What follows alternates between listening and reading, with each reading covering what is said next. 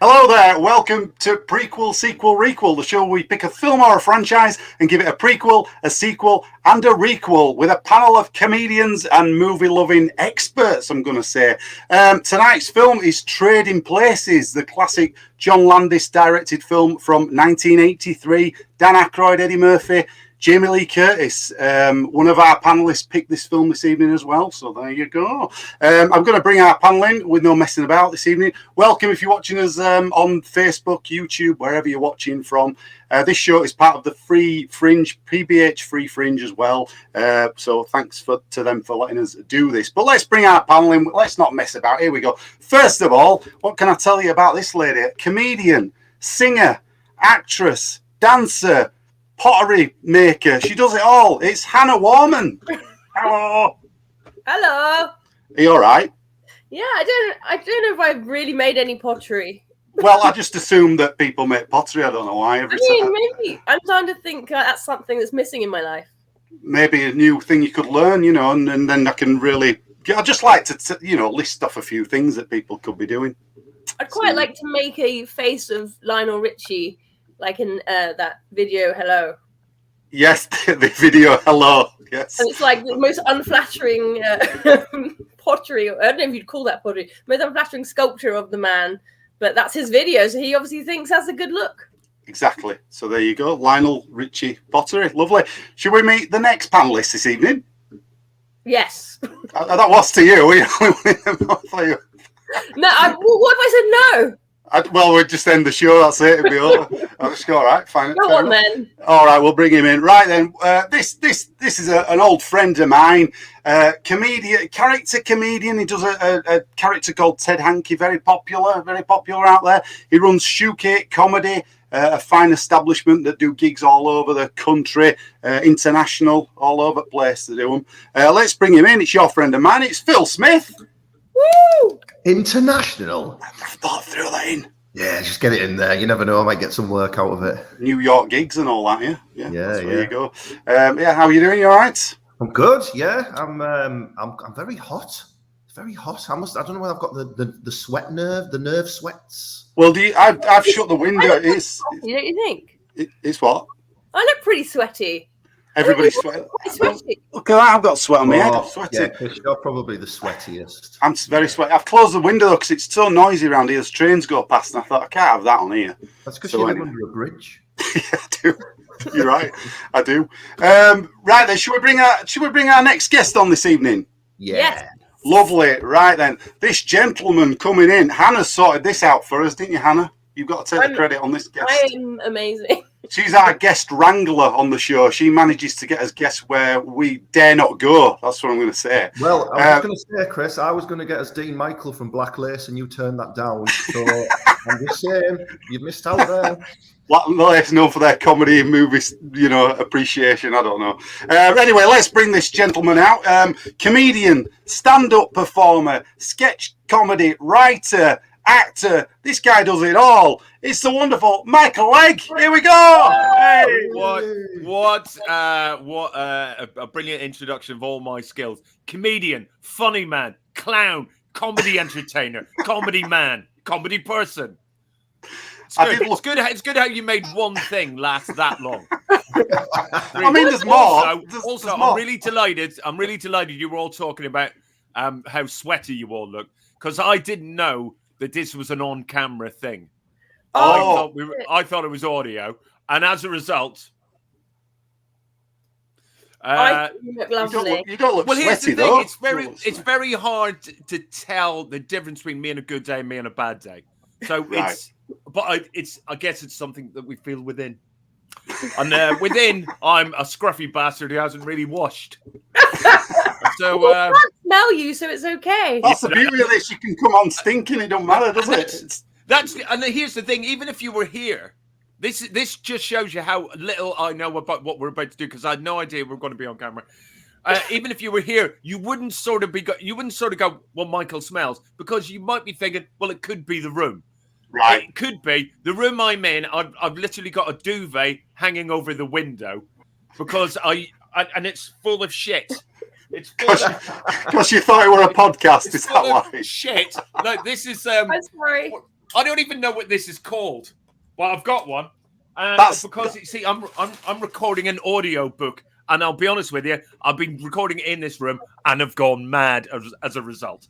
Right. It's a very small, dark, crowded, cramped, smelly room, which I think reflects the book itself.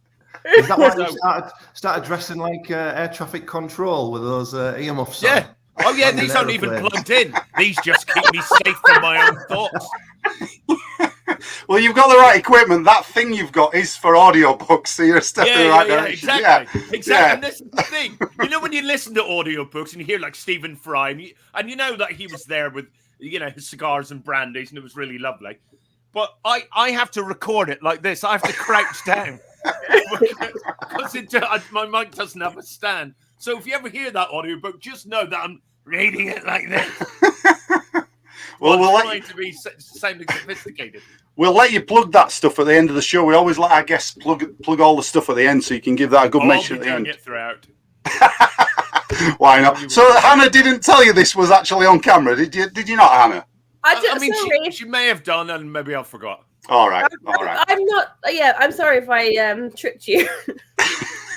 That's how we get everybody. On here. It's fine. Right then. So, for those of you watching along on Facebook and YouTube, this show, our lovely panelists here are going to pitch a prequel, a sequel, and a requel to the movie Trading Places. They get a minute to do it, a minute or under, or a little bit over. We're not too strict on that. And then the other panelists get to ask them a question each, and then we'll vote for our favourite one of the round. So that's how it works. Before we get into the prequels, I'm just going to give you, for those who haven't seen Trading Places for a while, I'm just going to read the back of the DVD box for you to give you a little bit of a recap on the film. Are we ready for this one?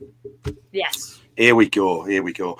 What happens when a Wall Street tycoon meets a street smart hustler? I've started that good. Find out in this comedy classic that helped launch the careers of two Hollywood superstars, Eddie Murphy and Jamie Lee Curtis. From acclaimed director John Landis comes a story of a down-and-out con artist who trades lifestyles with a well-to-do investor. Two wealthy power players set the wheels turning with a crazy bet, and from there, the comedy gets richer by the minute. Wow. So, good cast. It did launch a couple of careers here. So, are we ready for this? We'll go straight into the prequels. Let's get our little logo up. There we go.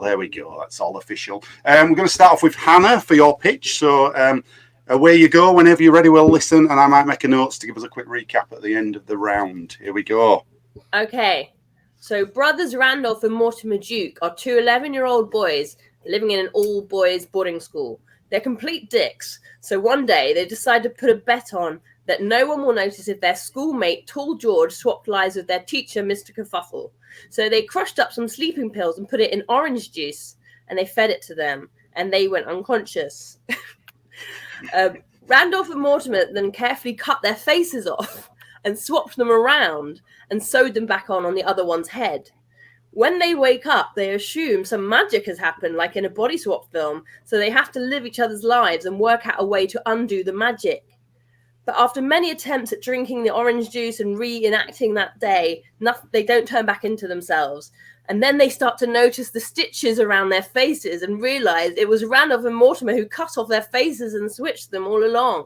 So they drug the Dukes with sleeping pill orange juice and cut their faces off, and then they take their own faces off and switch it with the Dukes' faces. So now Tall George and Mr. Kerfuffle have the Dukes' faces, and the original Dukes never wake up as they put too much sleeping pills in the orange juice. And so George and Kerfuffle dispose of their bodies and go on to live the life destined for Randolph and Mortimer Duke. Wow. Yeah. Okay, interesting one to start with.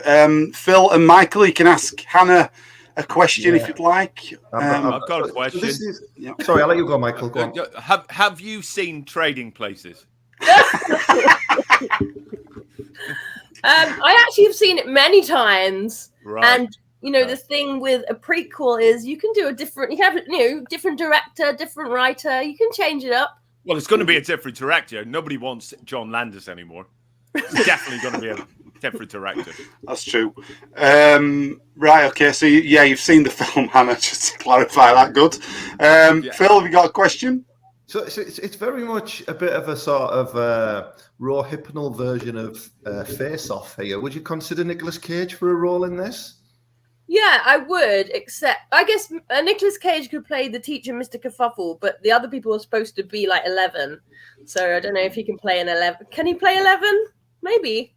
He's a good actor. Anything. Could play anything. I'm a bit more worried about all the drugging of 11-year-olds in this story. Don't worry. Well, do you know what? That's cleared my mind. That's Don't worry. really Don't worry about it. Book me 2 tickets, I'm there. Yeah. I forgot about not worrying about it. Yeah. That's good. Well, all right. What kind of soundtrack would this have, Hannah? What kind of soundtrack would you go for with this kind of a movie? Probably like some jaunty, fun, like a fun score. Okay. I want it to still have the comedy element. Right. Oh, my face.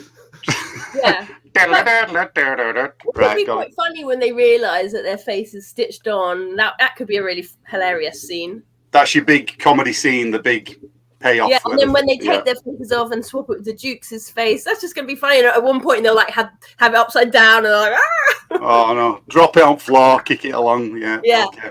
Got it. Right. Lovely. Okay. We'll crack on then. Phil, it's your go, please, for your prequel.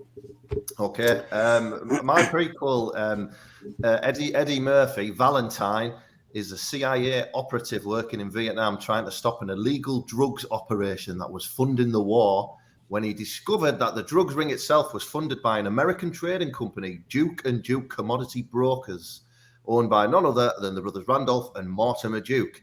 And if you remember in the start of Trading Places, Valentine is arrested by 2 cops impersonating a Vietnam vet on the same street as the Heritage Club, which both brothers are founding members. Is that a coincidence? Probably not. I don't know. But so it's that whole recovery from Vietnam and unearthing this sort of drug scandal and getting into the nitty-gritty of that. And I think he's got a bit of a bone to pick, which leads on to Trading Places, really. I've not thought much about it, to be honest. Did you just enjoy the film? I watched it again last night. I'm loving it again. It's such a good film. Yeah, I was watching, thought, yeah, it's great. This film. Oh, shit, I need to write a prequel for it. About 5 minutes ago, that's what popped into my head. All right, cool. Hannah and Michael, have you got a question for Phil? Fire away if you've got one. I want to know, so is it going to be quite like Vietnam-y style? So is it not going to be a comedy? It's going to be like a war film? It's going to have elements of humour in it, a bit like Tropic Thunder. But there was a little bit of humour in there. Yeah, I think so. Yeah. You didn't go overboard, which I liked. I won't have anybody sort of acting out different ethnicities, though, like they do in Tropic Thunder. We'll have none of that. And Trading Places. Yeah. He plays like the Jamaican man. It's so cool. But it is going to have a very serious message, like Born on the 4th of July as well. Right. Okay. So you timed the first film with that. Okay. All right. Michael, have you got a question for Phil? What's the budget? I'm going in at a steady 85 mil. Yeah. But Greenlit, mate. Oh, you got it. First time a film's ever been greenlit. Right, Yeah. Brilliant. Okay, right. That's all the questions. I don't think I've got a question for you, Phil. Good. Don't have one. You don't have to. Are you going to have a cameo from Dan Aykroyd's character in there, just like even passing by, just to link the film even more? Yeah, I might have him come in as his character from Dragnet. Okay. Nice. Joe Friday, Sergeant Joe Things Friday. up a bit. All right. Okay, lovely stuff. Right then, let's move on. Michael, it's your turn, please, for your prequel. Right, unfortunately, I've got 2 pitches, so I'm struggling to. I'm going to go with my original pitch. Right. Okay. I've got no faith in either of them, so might as well go with the one that I've known the longest. Okay. This is a wonderful film. It's called The Duke Family, and Abraham Duke. Let's call him Abraham. It's set in the late 1800s, and Abraham Duke is a hard-working, decent man, okay? But he's making money from the investments in medicines, making medicines cheaper for poor people, making them readily available for poor people. And the thing is, he's married to his wife, let's say. She'll have to have a name. Gwenda Fuck. There you go. So Gwenda Fuck and Abraham, right? Unfortunately, because it's a very noble film. They can't have children, and even though they've done all this incredible work for the poor, and really because he's technically accidentally set up Wall Street while doing all this, because it's all about making money, generating it back into the communities, but he's accidentally invented Wall Street while he did this, but which is thought of at the time as a great achievement.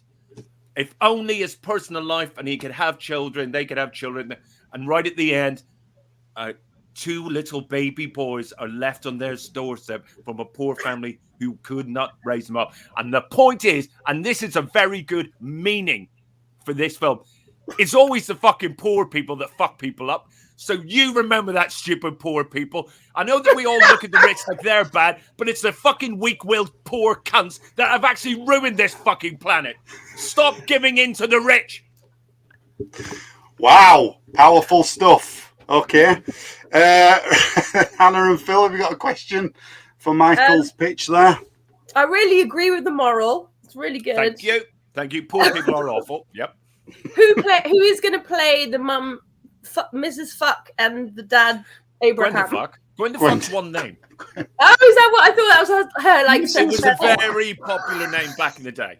Okay, so who's going to play Brenda Fuck, and who's going to play Abraham? I don't know where you're getting Brenda Fuck. It was Gwenda. Gwenda Fuck. God forbid I Fuck. get a bit of that Gonna be weird called name Brenda wrong. Fuck in the 1800s. Well, no You one not know your history, Hannah. With Anyway, me. I'm going for Brie Larson. Oh, Brie Larson plays Classy. Blender Fuck, and then who plays Abraham? I don't really know actors. Why did you say it? Yeah, all right, I'm free. I'm available. all right. Good Cool. question. Thank you. Okay. Phil, have you got a question? Yeah, I was going to ask the same question then when Hannah asked that, and then I was thinking, okay, well then I'll ask who will play Abraham, but Hannah asked that as well. So I'm now on question number 3. Sure. Who? Obviously, John Landis out the window. Who would you get to direct such a charming period drama? Right. Well, this is it. It's got to be. I'm gonna go with Spike Lee. Spike I'm gonna go Lee. with Wow. Spike Lee. It'll bring a nice edge to it, but also it'll be a quality drama. Very But with good. an edge. Very good. I thought you were going to say who's the guy who directed Lock, Stock? Guy Ritchie. Guy Ritchie. No. If Spike Lee's not available, McG. Brilliant. Ritchie, right. I'm happy with that. I feel Cool. like if Spike Lee is directing it, then you're gonna have to recast it with some people of color. I'm sorry, but you haven't mentioned a single person of color. Well, I mean, I'll be honest with you, I haven't really mentioned anyone other than 2 people. We've only got Gwenda Fuck as well as a Yeah, it's character only name. Gwenda So, Fuck. I mean, yeah. Or as It's all Hannah up for called it, grabs. Brenda Mrs. Fuck.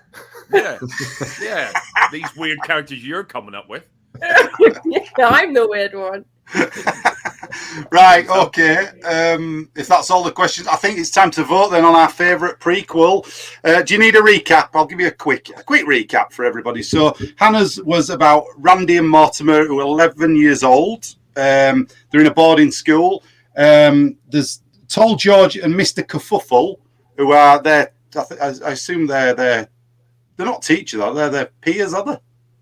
Mr. Kerfuffle's a teacher, Yeah, and but Tall George. is the same height, but he's a kid. Right, And okay. They want to swap them. So Randy and Morty take their faces off, and the 2 guys think it's magical until they see the stitches and realise, oh, our faces have just been taken off.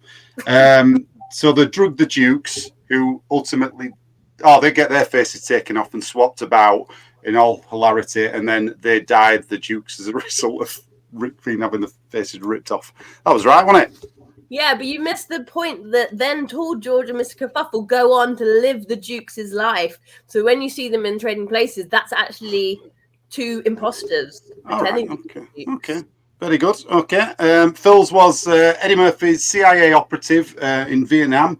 busting a drug ring that's been set up by Duke and Duke, and that leads into the original film, and that's why he's outside to take down the drug, all the drug scandal and everything like that. Michael's was about the Duke family. Abraham Duke, late 1800s, is making medicine cheaper for all the poor people. He's got his Mrs. Gwendon Fuck, I can't remember the name now. It was always Gwendafuck. Gwendafuck, yeah. It was always you with Wenderfuck. Accidentally sets up Wall Street, and then two poor boys are left on the doorstep of the house from the start of the film. I know. Beautiful work, everybody. Right then, so let's vote. What we're gonna? You can't vote for your own, but you can obviously vote for somebody else's. Let's get voting. What we're thinking. Oh, well, if I can't vote for my own, then I'm out. Did Hannah not tell you that either before coming on the show? No. What's the point? Do you know what? And this is another thing. This is what happens. It's the poor people that support Tories, and it's the fucking establishment, i.e. you in this scenario, that puts poor people off voting. So I'm not voting. All right. So well done. The establishment's won again.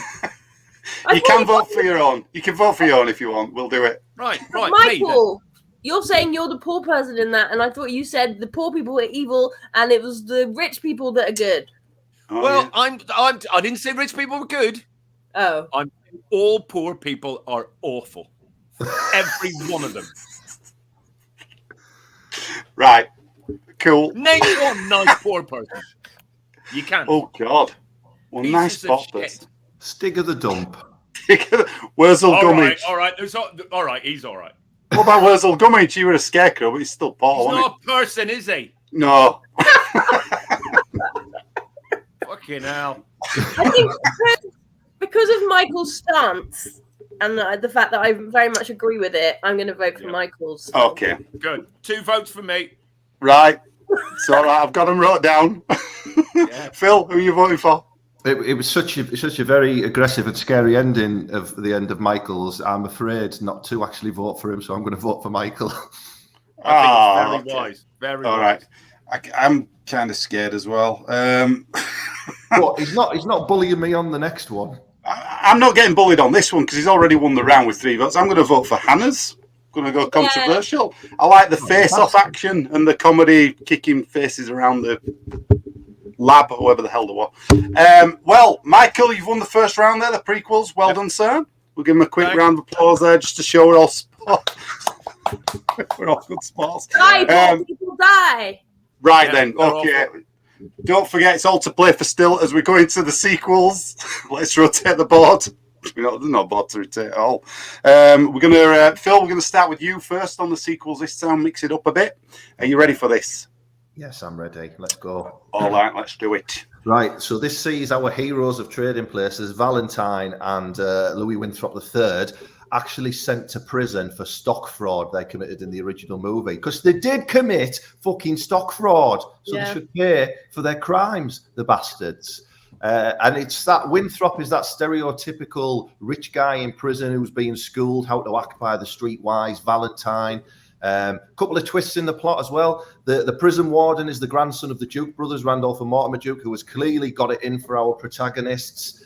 And Ophelia, Jamie Lee Curtis, and the butler, I think it was Coleman, are on the outside trying to break them out. Yes, the sequel is very much like stir crazy, but the original film was written for Gene Wilder and Richard Pryor, so I want to see this, and I want to see Richard Pryor and Gene Wilder do this, even though they can't. All right, cool. Okay, well, you can have your fantasy casting in these things, so that's fine. Okay, questions then, Michael and Hannah. Have you got a question for Phil? I just want to say that your earlier comment about you won't be bullied on it. Now, I'm going to tell you this now: there will be no bullying because, quite frankly, I love this idea. Yes, I love it, and it's great that they get caught, because you're right, they committed a crime, they have to pay for that.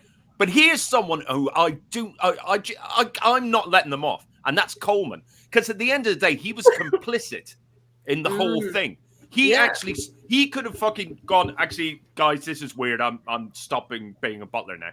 But no, he just went ahead with that, and he ruined potentially 2 people's lives. and yet they were friends with him in the end. Fuck that cunt.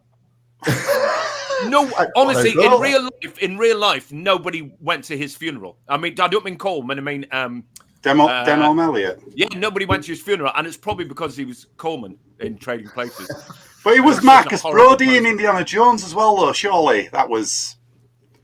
Well, I mean, something. Clearly he must have done something wrong there as well, because no one went to his funeral.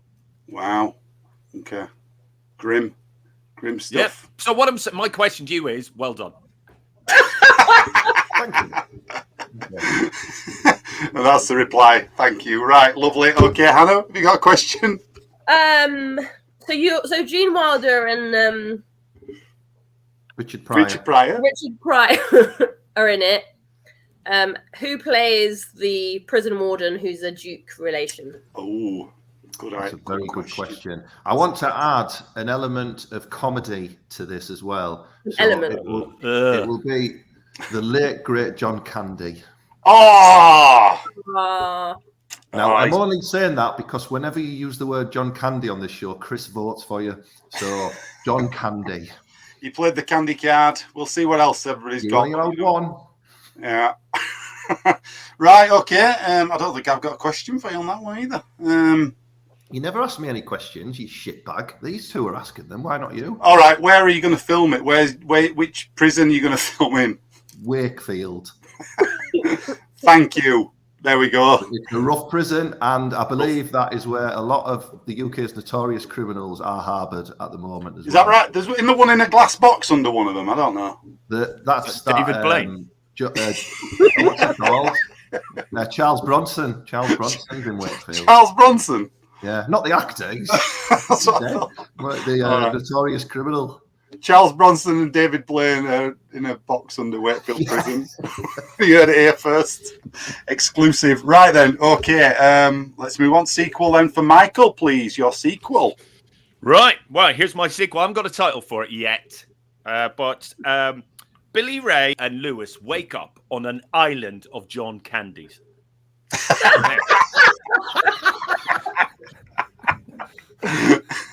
But also, sabotage. There's some sabotage here. Also, what happens is, if you remember, last time we saw Round Up and Mortimer, they were poor, so they starved to death on the streets, and we see that in real time. You watch two old men starving to death. So that's about the first hour and a half of the film. Then their ghosts seek revenge on Billy Ray and Lewis and Ophelia, and probably Coleman as well, because he's a backstabbing little twat. And there's loads of car chases. Okay. If you want to get a film done, mate, don't put one car chase in, put in loads. Loads of car chases. Right, excellent. Ghosts and car chases. That's a lot of good stuff in there. Okay. Hannah and Phil, have you got a question? I would like to know, as another cast question, because are you doing an imaginary cast of the original people in the right age that they should be, or are we doing giving a chance to the newer, younger generation? No, because I know that this is going out as a sort of a PBH Free Fringe linked show. I thought we would get the spirit of the Fringe involved in this film and just get one actor to do the entire thing, to do all of the parts themselves, because it's always fun when you go to a Fringe show when one person is doing all the characters themselves. I often find that fun. You're right. They are the best. If James Corden, because you need a name, James Corden does all the parts.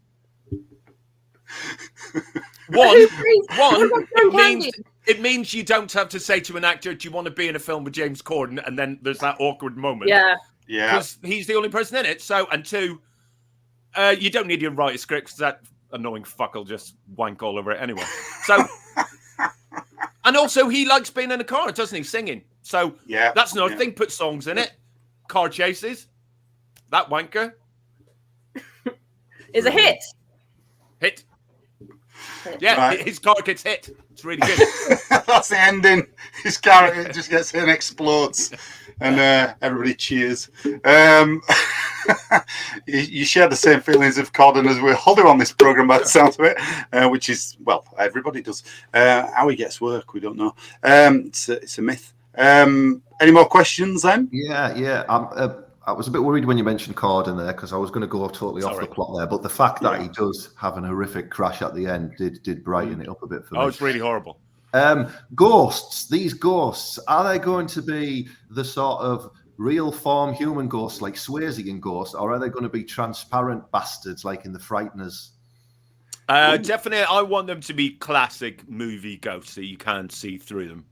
I don't want them, old school, proper, like Ghostbusters. Exactly, and every line has to start with "ooh." Brilliant. Ooh, I've crashed the car. Yeah. Okay, I'm wondering about the running time because of them starving to death. Is that going to be a hindrance to the movie? No, because you know what, the art crowd would like it, and right. Then once the car chases and the songs, then that's when you get the popcorn blast. So there's a bit some sponsorship as well. I think. Yeah. Bit of everything then in there for everybody. All right, okay, that's fair enough. How long is the film, Michael? In total, how long is the film? Well, it's I see it as a Marvel Disney Plus sort of production. So 5 hours. Okay. 5 hours, yeah, makes sense. Right. Okay. Any more questions? We've done these questions, haven't we? So, Hannah, it's your turn, please, for your sequel. Okay. Ophelia and Winthorpe have been living the high life, spending their days on yachts and going to expensive restaurants. But after a decade of luxury and with Winthorpe having a secret gambling problem, their money has completely run out. So Winthorpe, because he's so accustomed to this luxury life and he feels like everything he went through at the hands of the Duke, he shouldn't have to work ever again. So he insists that Ophelia becomes a prostitute again. Ophelia is so angry that Winthorpe is basically pimping her out that she gets in touch with her old prostitute buddies and hatches revenge. The army of ex-sex worker women kidnap Winthorpe, put him in a blonde wig, and force him to be a sex slave. Ophelia and her gang start kidnapping all the men that used to use them and make them into sex slaves. They're raking it in from all these male sex slaves, and Ophelia and her ex-sex worker friends are now millionaires living it up on a private yacht. The end. Wow. Okay. That is twist in the sequel. Right then, cool. So, Michael and Phil, if you want to ask Hannah a question each. Do you see this plot? I mean, firstly, good work. Thank you. Great plot. Yeah. Horrific, quite distant from the original, which is good. Do you still see it with my idea of James Corden doing all the roles? I am open to that, but because I feel like I want there to be strong women in it, in some ways I feel like... Why? Who's the female James Corden? Who is the female James Corden? I actually have always wanted to know that. Hey, wow. Who's the male James Corden? Am I right, guys? Not computer off. Yeah, so whoever is the female James Corden, I want her to play all the roles of everyone. Who is the female actress? That New Zealand actress with the blonde hair. I know who you mean. Kate Winslet. Yeah. I don't know. Who is? She's in like what's that, Night of the Museum and shit like that. I know exactly who you mean. Ricky Gervais in a blonde wig. Yeah. Still with a goatee. Really good. Yeah. He might do it because he doesn't like Corden, does he either? Oh, that's so true. Yeah, he might do it as a bit of a like, I'll do this instead of Corden, this one. Stop male washing my film. I want it to be a woman. Well, you've got male sex slaves in it, so maybe the Corden could be the sex slave in that. Yeah, Corden could play all the horrific things shoved up him. Yeah, and it has to actually be real because I want it to be really graphic. Jane Horrocks. Horrocks. Okay, so Jane Horrocks plays all the roles. All the characters. Yeah. But Winthorpe and all the male sex slaves get played by James Corden, and they graphically, it's like documentary style, it actually happens to them. All the horrible things happen to James Corden. Yeah. Who would you Okay. get to, They who would don't you know. get to They pencil? don't know. In real life, they don't. All the horrible things never happen to James Corden. I know. There's no answer Sorry. to that because you're right. No. You're right. No. Maybe days coming. Maybe something will happen. Maybe like somebody will. I don't know. Somebody won't go on his carpool karaoke and they'll cry. Oh, bloody no. All I'm going to say is, if there's a news story in the next couple of weeks where James Corden's had a terrible accident, Chris, he's fucked. Yeah. Do you know who I'd like to see him do carpool karaoke with? Go on. Mark Bolan. Because you want him to be dead. He died in a car crash in I got it, Michael. 1977. We're all going to hell. We're all going to hell. Yeah. It's fine. Yeah. Okay. Any more questions then? Yeah, I was going to ask, for such a film with strong female roles, who would you get to pen the soundtrack for this film? Good question. I'm thinking Billie Eilish because she is the next generation's Kate Bush. Don't know who that is. She's good though, isn't she? Cheers. I quite like her, and I like that she's like. Because you want to. Because you want to. No! That's Yeah, a I different like her. person. I need to. She's the one who's done the new Bond song, isn't she? That's not been released for a year and a half. She's like, when's that song coming out? She's used to doing music for films, and I just think it'll be Billie Eilish is doing the score. Okay. Good. All right. As long as it's not Ed Sheeran, I'm happy. Or James Corden. Or James Corden, yeah, because he can do everything. He does it all, doesn't he? As a singer as well, for God's sake. Fucking bastard. It's a bit Anyway, like we're just on the James Corden rant now. Welcome to James Corden haters. We're all here. We'll be discussing how What if shit he is. sees this? He's not. You know, we're all going to feel horrible. We know we he's a won't. big fan. Well, We know he's not going to see it, and we know we won't feel horrible either. So we just say allegedly after everything. I'm That's fine. distancing myself from this altogether in case he does see You this. started this. You started. No, I offered the cunt work. That's the thing. We've all offered him work in our films. Yeah. What we're doing with funding him. You know, we say he's terrible, and then we get him all in the films. Anyway, right, let's do some voting. Here we go. Sequels. So I'll do a quick recap. Phil's was Valentine and Louis are in prison due to the stock fraud they committed in the film, obviously. The grandson of the Dukes is the prison warden. Coleman and Ophelia are trying to break him out, and it's the actors Richard Pryor and Gene Wilder, due to they were going to be in the original, obviously. Michael's was our heroes, Lewis and Billy Ray Valentine, are on an island that John Candy owns. Which Candies, I forgot that's to the ask. important part. I forgot to ask about that, why he owned it, but it doesn't matter. Randy and Morty are there, but they're starved to death because they're penniless, and it's in real time. You watch them all the way through that, and then their ghosts take on revenge on all the others, basically, and then there's car chases in it. Yeah, More than Lots one. of car chases. Lots of car chases in.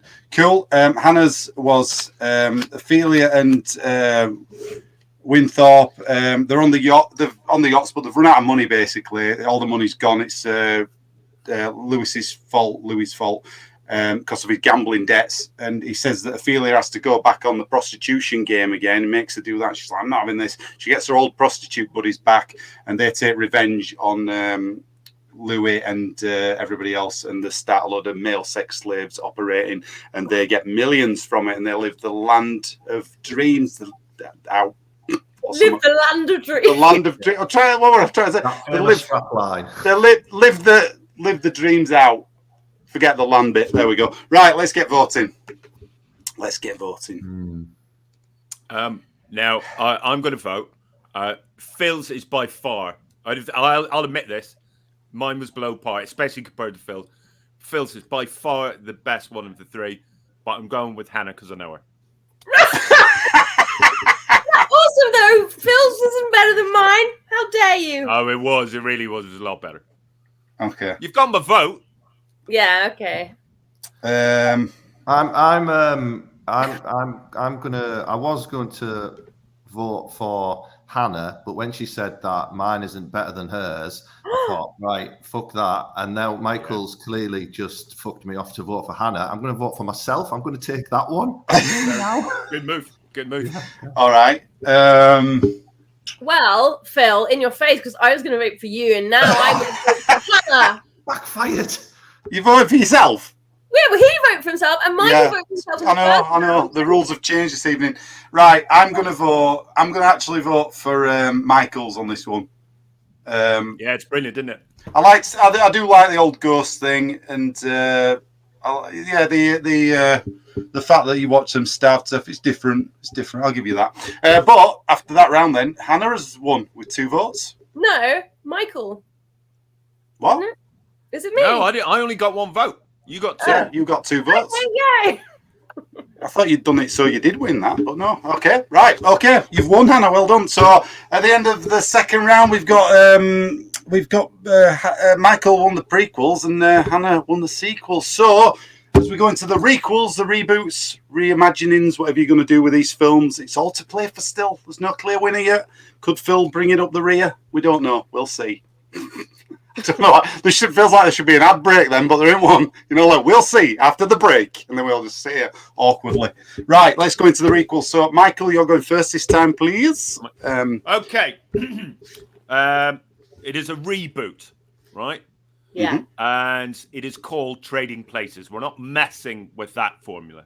Mm-hmm. In fact, I'm going so far with this reboot. I want a shot-for-shot remake with Vince Vaughn as the lead character. It worked once brilliantly. It can work twice equally as good. That's it. Wow. When do I get a check? Okay. Right, we've got to have some questions then on this one. So, Hannah and Phil. Well, I do have a question because I don't see it as there being one lead in Trading Places. It's an ensemble. So Vince Vaughn plays who? He plays Dan Aykroyd's character or Eddie Murphy's character, or does he play Jamie Lee Curtis? It's hard to tell. It's Dan Aykroyd sort of the lead. He's sort of the lead, isn't he? Sort of. No, I feel like it's equally between him and Eddie. And Eddie Murphy, yeah. Dan Aykroyd's name's top billing on this film, isn't it? So, but it's still, like you say, it's a duo though, isn't it? Yeah. So Vince Vaughn plays Maybe you can play both. Oh, so and again, you're just making one person play all the roles. It's hard work. No, I've recast it. And I've got rid of Vince Vaughn. Oh, okay. Yeah. Childish Gambino, that'd be great if he was in it. Okay. I like Childish Gambino. Zac Efron, I hate him, but I think... I mean, I hate him and have no opinion of him at the same time. So is he in it now then, Zac Efron? Yeah, he's in it now. He's going to play Winthorpe. Right. Margot Robbie, Ophelia. Guess who I've got as the Dukes? It's amazing. Ian McKellen and Patrick Stewart. Oh, that is good. On. That is good. That is box office ka-ching right there. That is definitely watchable now. That I had my doubts, but Yeah. And Clarence Beeks, Idris Elba. That's going to be good. Yeah. Okay. But you have to. That sounds exciting. So you have to ruin it, and definitely James Corden as Coleman. And that would happen. You are. Do you know what? You are happen. actually right. You are right. We need a British butler in this. Who've we got? Who's the British? Oh my God. That's terrible. They're not asking Russell Brand anymore. No. They got him for Alfie, didn't they? Let's remake Alfie. And Arthur. Shoved him in. Arthur, sorry, not Alfie. Yeah. Alfie was Jude Law, wasn't it? When they redid that as well. And... But that's the work I've put into it. Just make the same film exactly as it was. Okay. Yeah. I mean, it is great. We can't deny that. Any more? Even better, just don't. Just leave it as it is. Just leave it as it is, yeah. Okay. Any more questions then? That's it from me. That's it. I have no questions to that brilliance. Okay. Lovely. Right. We'll move on. They get a room. Don't worry. Not this room. It's horrible. It smells apparently. Swish. Your house looks quite posh. What did you say? Phil's house looks quite posh. Yeah, it does look quite posh. Yeah, it does look. It's got a long kitchen. He could have just broken into half a my nice face person's house. disappeared It's now. got good Wi-Fi. Yeah. Why is your door open, Phil? Is it just to get some air? It's because I'm sweating like a shit. Yeah, so I'm letting a bit of draft in. Right. That's No why. worries. Just wondered. I thought your green screen were off. So, right, Hannah, it's your turn, please, for your requel. So my reboot is rich fashion magazine editors Ruby and Monica Duke are feared throughout the world for making and breaking designers' careers. They're like Meryl Streep in The Devil Wears Prada, except worse because there's two of them. They only feature and champion designers that are from privileged backgrounds, and they preferably need to be related to Paul McCartney. Every morning on their way into work, they pass a homeless lady called Billy Rachel selling homemade scarves. They decide to put a bet on to see if they can make that lady into the next big fashion designer, whilst also kidnapping one of Paul McCartney's kids and making them work in a sweatshop. Billy Rachel becomes a celebrated designer, and the once privileged daughter of McCartney is about to end her life. But Billy Rachel suddenly finds out that this was all for a bet, so she teams up with McCartney to make their next collection out of poisonous fabric that will slowly rot away the flesh of the Dukes. When the Dukes try it on, the fabric clings to them and starts dissolving their skin. Billy Rachel and McCartney say they'll only spray the antidote on the Dukes if they sign away the magazine to them. The Dukes sign it, but the poison is so strong they immediately dissolve into nothing, leaving Billy Rachel and McCartney to be rich fashion editors on a yacht. Right, okay. That's good. Wow. Unfortunately, it's too good. Too good. Questions? Let's do it. Michael and Phil, if you got a question. Is there any role for Ringo in this film? Always thinking of Ringo. Maybe Ringo could play the McCartney daughter, and that would be kind of like a... What, with his beard and big nose? Yeah, because the point is that just by being a child of McCartney, you're privileged, even if you've got a beard and a big nose. Yeah, okay. Is Clarence Speaks in it? Yeah, and that's played by John Candy. Oh. The candy card. Candy card's coming out a lot tonight now. Casting. Mm, I like that Beats. film. It's a good Beats is film. Candy. Beats. Well, will you fund it, Michael? Uh-huh. He's greenlit 2 films so far. Yeah, I'm absolutely financially drained from this podcast. And sexually. Oh, yeah. Oh, I've been wanking absolutely constantly throughout this.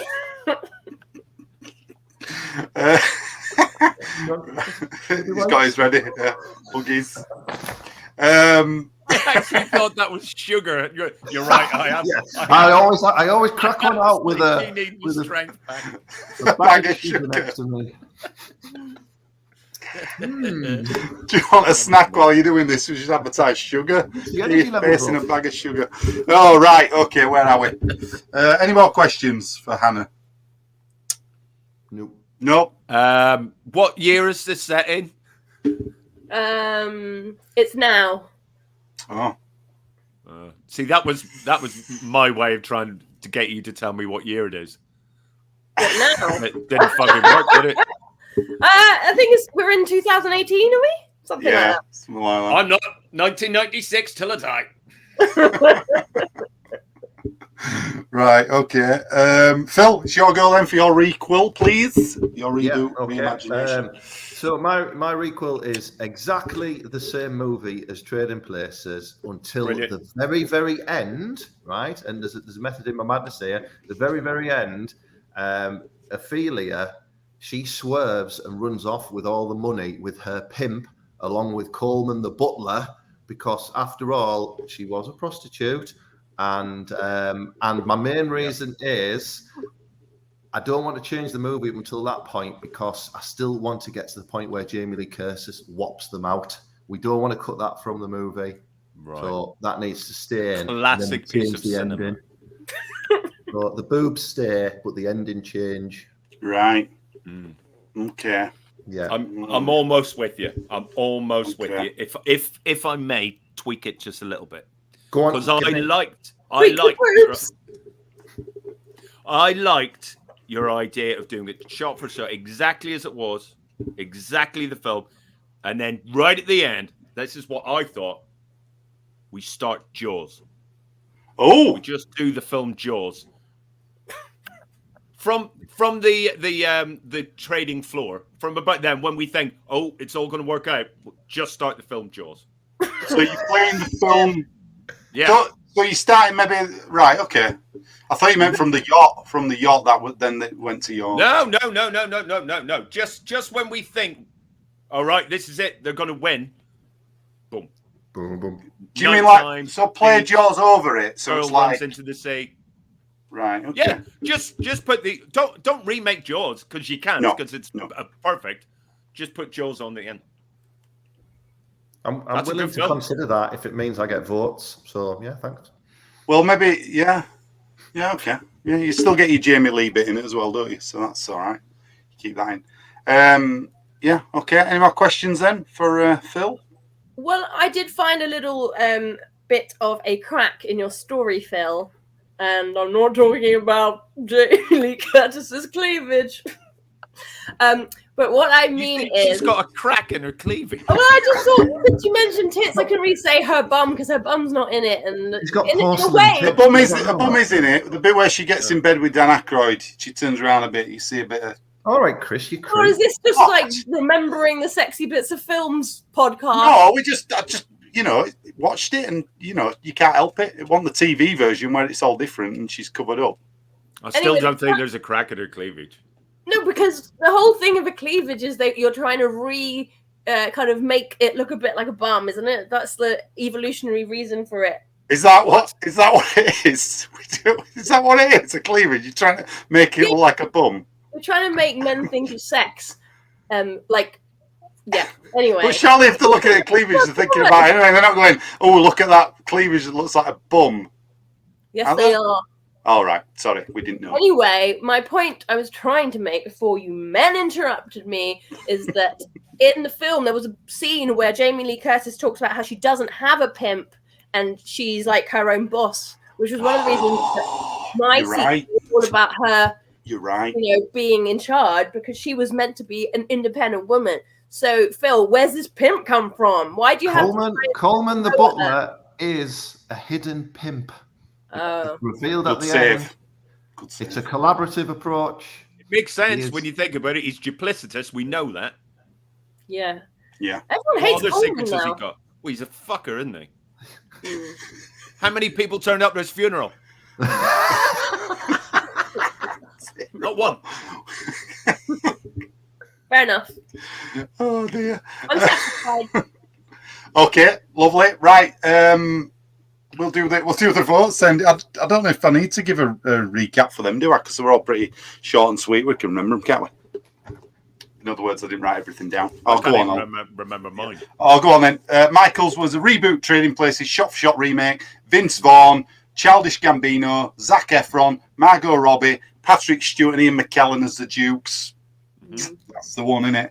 Hannah's was reboot, the Dukes. That's the one. Just give him the fucking point. I just remembered how good it was that bit. All right. Hannah's was reboot of the Dukes in as fashion designers, so switching the roles around. They've got. Hang on, I've made my notes here, but I can't. You were going quite fast on this. There's Billy Rachel, that is a homeless person who decide to have a bet on that she can be the next big fashion designer. Stop me if I get this wrong, Hannah. And then Paul McCartney's kid gets kidnapped, and the role reverse them around for the bet. Is that right? Yeah. Yeah. And then they decide that they realise it's a bet, so they make poisonous clothes to give to the Dukes. They wear them and die. And Beaks is played by John Candy. Yeah. Important. And Phil's was the same movie. Ophelia is basically runs off with the money with Coleman, who's now her pimp. Rest of it's same. And then Jaws is there as well at the end. It turns into Jaws, I think you decided. Lovely. Right, let's vote. Oh, I'm definitely voting for Phil because, I mean, it's Jaws. I'm keeping Jaws in if it gets the vote, yes. Yeah, I mean, it's a masterpiece. Mm. I'm not voting for either of them because they just repeated the film. They haven't put any work in like me. Oh, So you went for yourself? When is Jaws in the original Trading Places? Yeah. Okay, but you're not even doing anything. You're just like pressing play on Jaws. And it's better than anything you come up with. Far better. Maybe, but I'm not trying to say I wrote Jaws, okay? Anyway, I'm actually going to use my vote to... I'm going to vote for Chris. Good job. Well, thanks for that. I don't know what that means. I'm going to vote for Phil's as well. Because, the Jaws angle, come on. Now it's got Jaws. Idiots. I know we're idiots, but yeah. You don't know a brilliant idea when it's put in your crack. Your beaks as Candy, though, I just felt that was a bit of a last-minute, attempt to get the vote, The others seemed genuine. John Candy Island. When they were John Candy Island, that was genuine, was it? They seemed genuine attempts to put Candy in the film. They respected him. You just threw him in as Beaks at the end. Can I just say that Clarence Beaks has the greatest fuck off in cinema history? Yes. It is the best on-screen fuck off when he just goes, hold on, fuck off. And it's straight back. I remember rewinding that in hysterics, I don't know, 40 times. Yeah, it's brilliant. It is right. You're right. It's there's one later as well when the guy, one of the dukes, says it about his brother, doesn't he? When he says he's having an heart attack and he goes, "Fuck him." Oh yeah, that's great. Yeah. There's but there a bit of trivia about that, saying the actor didn't like swearing. He'd only do the take once. If they let him do it once, he won't do it again. So yeah, you see, you learn a bit of trivia on here, don't you, when you're watching? It's not just all John Candy and fun and games.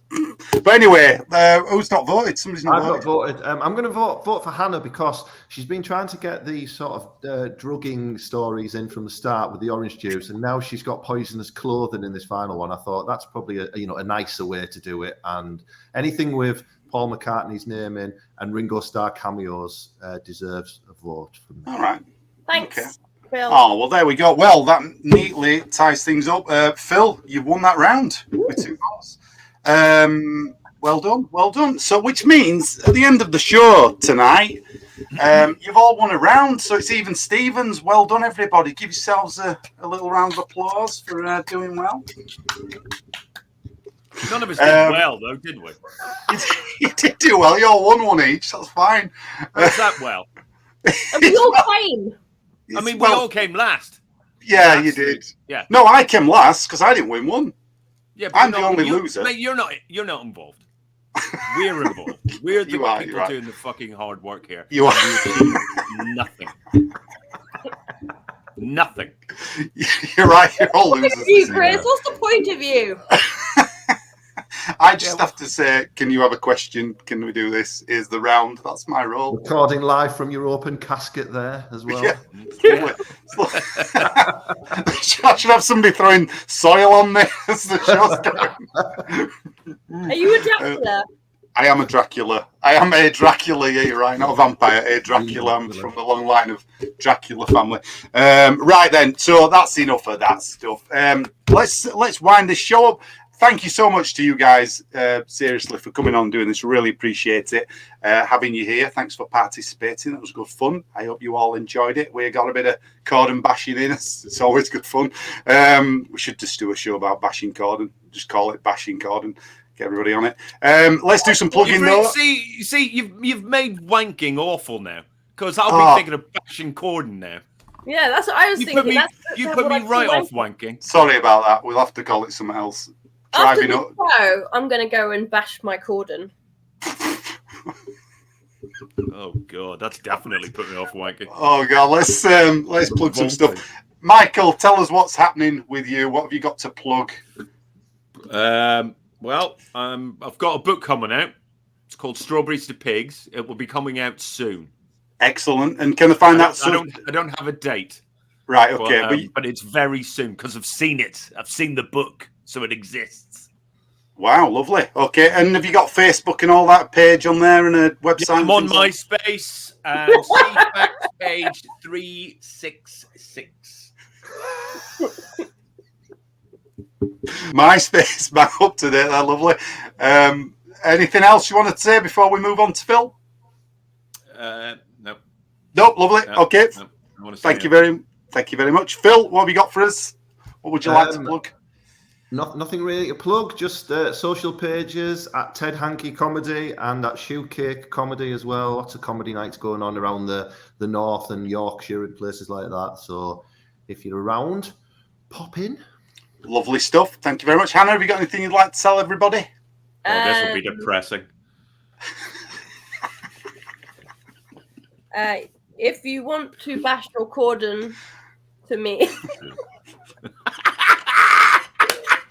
you can watch me on. What a brilliant plug! If anyone wants to masturbate over me, just go ahead. There's some very sexy videos on Hannah Warman stuff on YouTube. You can bash your cordon, right? Okay. Why you're going to do that later? Come on. Sure. All right. Other than that, what else we got to say? Join in for more of this stuff on the next show. Basically, more prequel, sequel, requel. We've done about 50 odd shows now, believe it or not, which is We crazy. haven't. Just you. No, you haven't. I have. I've been here. Shows. Sound like it. One's enough. Obviously, check out Discount Comedy. Check out as well improv comedy that Phil's involved in with me. And that's it, really. So from all of us, we'll say thank you very much for watching. Thanks for being on the show, guys. Really appreciate it. We'll see you all later. Support PBH Free Fringe, which this was a part of this evening. Check out the other shows online, and we'll see you all another time. Thank you very much, and good night. Bye. Bye.